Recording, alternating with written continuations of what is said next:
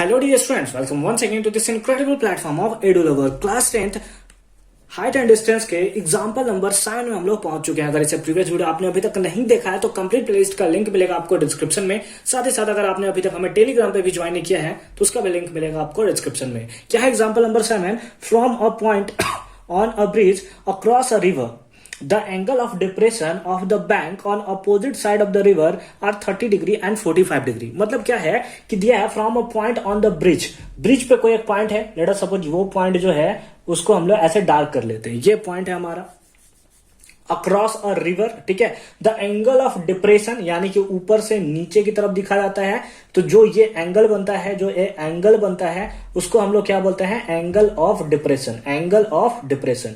और या फिर हम लोग इसको भी बोल सकते हैं कि ये भी जो एंगल होगा उसको क्या बोल सकते हैं? Angle of depression. क्या बोल सकते हैं? एंगल ऑफ डिप्रेशन, ठीक है। समझ गए? हालांकि बेसिक्स वीडियो में मैंने इसको बता रखा है, ठीक है। तो क्या है 30 डिग्री एंड 45 डिग्री। तो लेट अस सपोज यहां पे है, यहां से वो देखता है ऐसे, ऐसे दिखता है, ऐसे दिखता है, और यहां से एक बार देखता है वो ऐसे, है ना, ऐसे दिखता है। तो यहां पे जो एंगल बनता है जब इसको देखता है तो जो एंगल बनता है लेट अस सपोज वो 30 डिग्री है, लेट अस सपोज नहीं दिया हुआ है 30 डिग्री, और यहां जो एंगल बनता है वो है हमारा 45 डिग्री। कितना है? 45 डिग्री हमें देखने को मिल रहा है। तो हमसे क्या पूछा है? If the bridge is at the height of 3 metre, और यहां से जो ब्रिज का हाइट दिया हुआ है, ब्रिज का जो हाइट दिया हुआ है वो हाइट हमें दिया हुआ है, दैट इज कितना है? 3 मीटर, 3 मीटर, ठीक है। तो हमसे पूछा find the width of the river, तो हमें बताना है कि यही विड्थ कितना होगा, है ना, यहां से लेकर यहां तक का डिस्टेंस कितना होगा। तो आइए इस ट्रायंगल को हम लोग थोड़ा अच्छे से ड्रॉ कर लेते हैं। यहां पे हमने इस ट्रायंगल को ड्रॉ कर लिया है। ये जो है हमारा इस टाइप से ट्रायंगल है, ये जो है इस टाइप से है, ये हाइट हमें दिया हुआ है, सॉरी इसको थोड़ा सीधा कर लेते हैं। ये जो हाइट है, ये जो हाइट है, ये हाइट हमें दिया हुआ है, कितना है? That is 3 metre. इसको नाम देते हैं ए, इसको नाम देते हैं बी, इसका नाम देते हैं सी, इसका नाम देते हैं डी, है ना, ए बी सी डी हमें, ठीक है।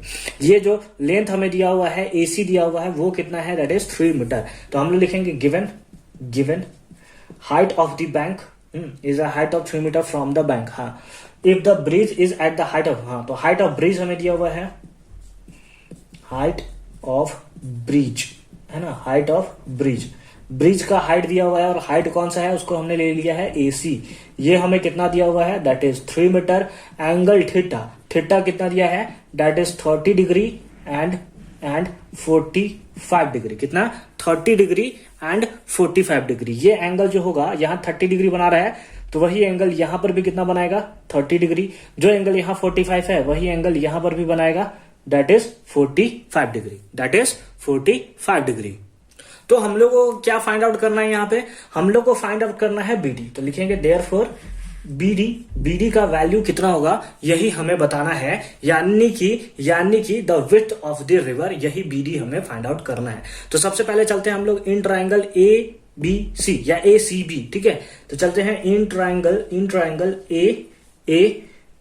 C और B, इससे हम लोग फाइंड आउट कर लेंगे BC और इससे फाइंड आउट कर लेंगे CD, दोनों को ऐड कर लेंगे और हमारा वैल्यू जो है हमारे पास आ जाएगा। तो इन ट्राइंगल ACB में क्या होगा? दैट इज tan, और थीटा का वैल्यू कितना है इसके लिए? That is 30 degree, equals to perpendicular, that is AC divided by base, that is BC। तो कितना हो गया? tan 30 का वैल्यू कितना होता है? 1/√3 इक्वल्स टू AC का वैल्यू कितना है? 3 डिवाइडेड बाई BC का वैल्यू कितना है? BC तो हमें फाइंड आउट करना है, तो BC, तो यहां से हमारे पास आ गया देयरफॉर BC इक्वल्स टू हमारे पास आ गया 3√3 मीटर। कितना आ गया?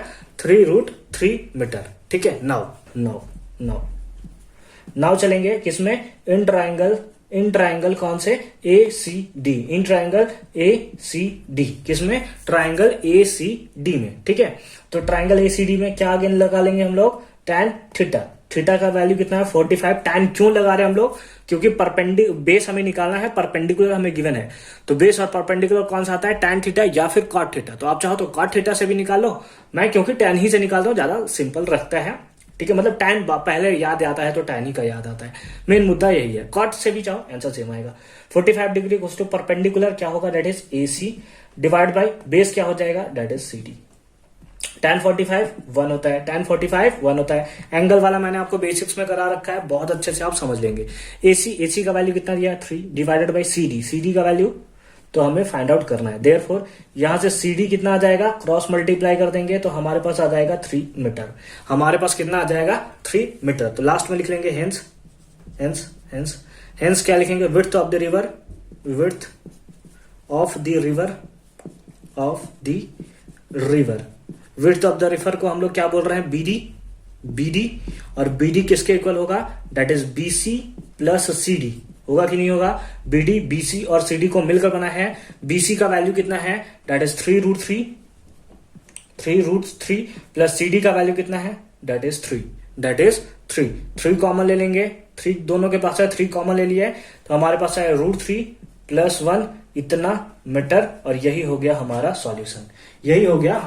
सॉल्यूशन। तो आई होप कि ये क्वेश्चन भी आपको अच्छे से और क्लियरली समझ में आया होगा कि कैसे हमने एग्जांपल नंबर 7 को बहुत इजी और सिंपल फॉर्म में सॉल्यूशन किया है। मिलते हैं नेक्स्ट वीडियो में जो कि है इसका एक्सरसाइज 9.1 उसके साथ। तब तक के लिए अच्छे से पढ़ाई करते रहिए। All the very best.